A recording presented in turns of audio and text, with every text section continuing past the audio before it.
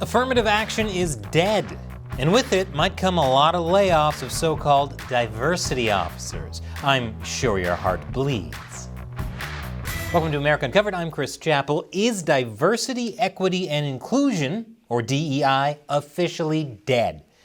Following the Supreme Court's recent ruling against affirmative action, some sure hope so.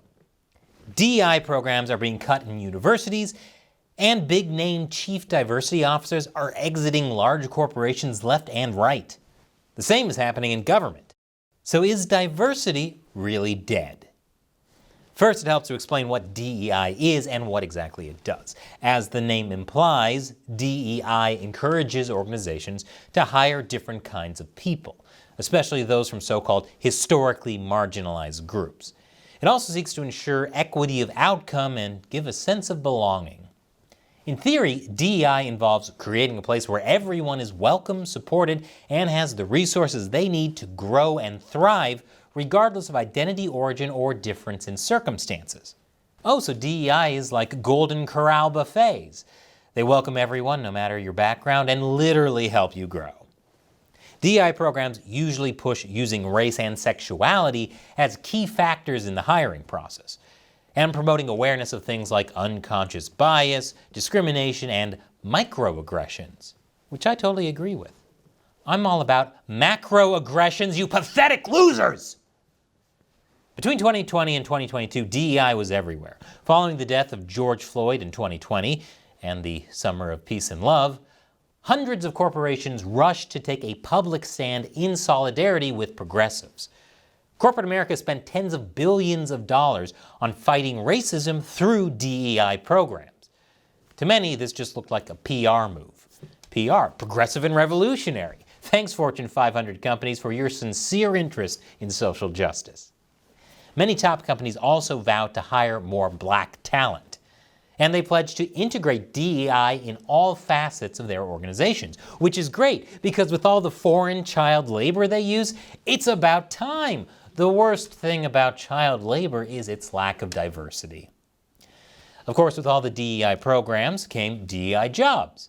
In 2018, less than half the companies in the S&P 500 employed someone in the DEI role. But by 2022, 3 out of 4 companies had created a position. And chief diversity officers, or CDOs, started popping up like mushrooms. Jobs in diversity, equity, and inclusion were on fire. Many argue that DEI has tangible results for corporations as well as minorities. Consulting firm McKinsey says organizational diversity leads to higher profit margins. According to one of its reports, companies with the most gender diversity outperform less diverse companies by 25%, and companies with the most ethnic diversity outperform by 36%. Oh, so that's what they mean when they say you need to diversify your portfolio. Proponents see DEI as a key driver of human progress. They fear that if diversity efforts are allowed to die, we will lose the progress that it took us the past half-century to achieve. They contend that deprioritizing DEI means that racial disparities will widen, workplaces that adopt race-neutral policies will hinder their ability to find the best and most competitive talent. And we can't have that, especially in child labor. So what happened? If DEI is that important, then why is it dying? I'll tell you after the break. Welcome back. Did the Supreme Court ruling on affirmative action kill diversity, equity, and inclusion programs? It might be tempting to blame it on that, but the truth is DEI programs were already in trouble.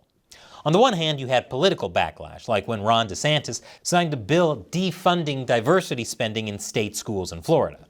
But outside of that, DEI programs were already struggling. In 2021, the average tenure for CDOs was 1.8 years, which was only 1/3 of the tenure of other executives. Even at the height of demand for CDOs, turnovers were high. According to consulting firm Russell Reynolds, nearly 60% of 2018 chief diversity officers have left their roles, with a majority leaving the CDO track for other professional interests. In other words, even as companies were increasing the number of DEI positions, people already in those positions were quitting like crazy. Given that the average size of a DEI team was just 3 people, Even losing just one DEI employee could seriously disrupt or even completely wipe out an entire diversity team. That might be one reason there were so many DEI positions listed on Indeed, because they couldn't keep those positions filled. Because it turned out major corporations sure like talking about diversity, but they're more interested in hiring people that will turn a profit. CDO officers have very little power. According to a CDO at IPG, you're being held responsible for diverse talent coming in the organization, but you don't own recruiting. You're being held responsible for developing underrepresented talent or women being promoted, but you don't own learning and development. You don't own talent management.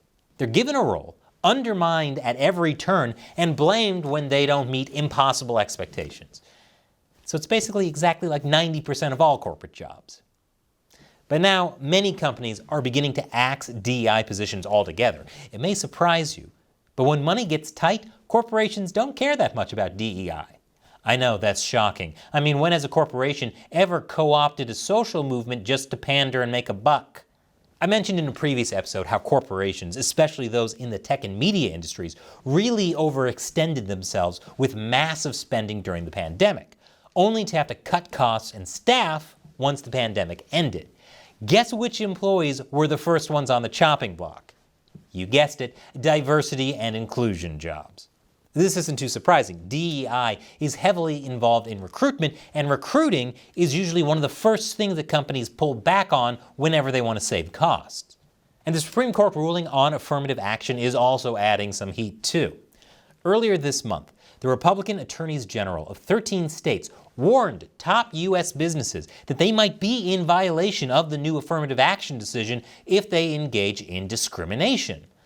Like by, say, considering race in the hiring process, which is a big part of DEI.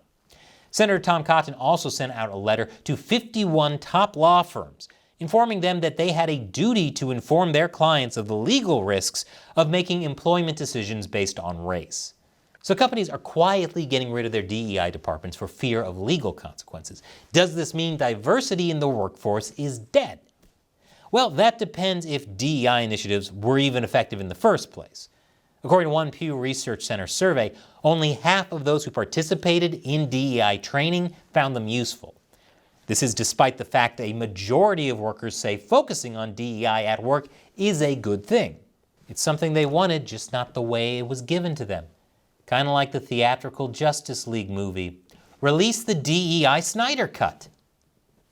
As for actual minority employment, that has been very mixed with little improvement. Even the Harvard Business Review found that much was promised, but little was delivered. Just like the theatrical Justice League movie. Diversity strategists admit that a lot of organizations reacted to George Floyd without really thinking first about how to seriously implement DEI. Some simply moved people into diversity leadership even when they weren't qualified, simply because they belonged to an ethnic minority. So they hired people based solely on the color of their skin.